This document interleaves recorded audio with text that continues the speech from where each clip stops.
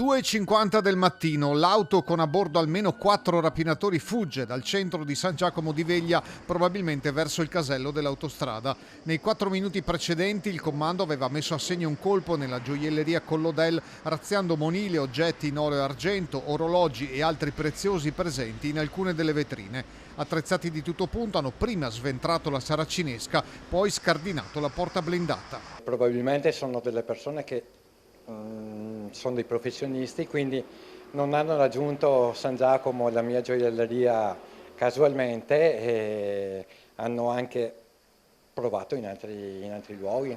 Il colpo, probabilmente ben preparato vista la rapidità con cui la banda ha agito, è avvenuto anche sotto gli occhi delle telecamere stradali di videosorveglianza e nonostante il passaggio di qualche automobilista.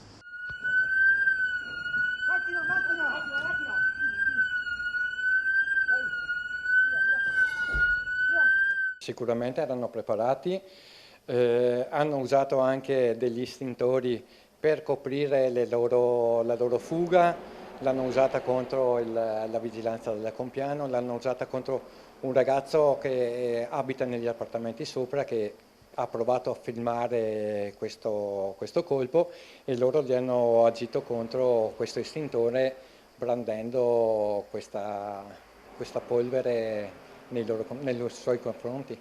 La macchina era parcheggiata così e dopo ho preso il telefono per fare il video. Dopo quando il carabinieri è venuto ho dato a loro solo questo qua.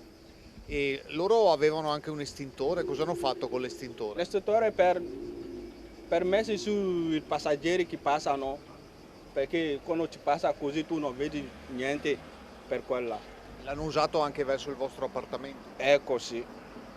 Hanno usato perché la finestra è aperta perché adesso fa caldo, tutta è entrata dentro là. Adesso la terrazza tutta è bianca adesso, vado a pulire adesso. Sul posto, ma a fuga ormai avvenuta, è arrivata la sorveglianza privata e una pattuglia dei carabinieri che indagano sull'accaduto anche con le immagini della videosorveglianza interna. Il titolare, che non ha ancora quantificato il bottino, ha scoperto il colpo solo dopo l'alba e dovrà ora cercare aiuto per far riparare quanto prima l'ingresso. Ho per fortuna amici che mi stanno vicino e che mi stanno aiutando in questo momento per riuscire a snellire la procedura di ripristino della struttura, anche perché non sarà facile rimettere a posto tutto il danno fatto.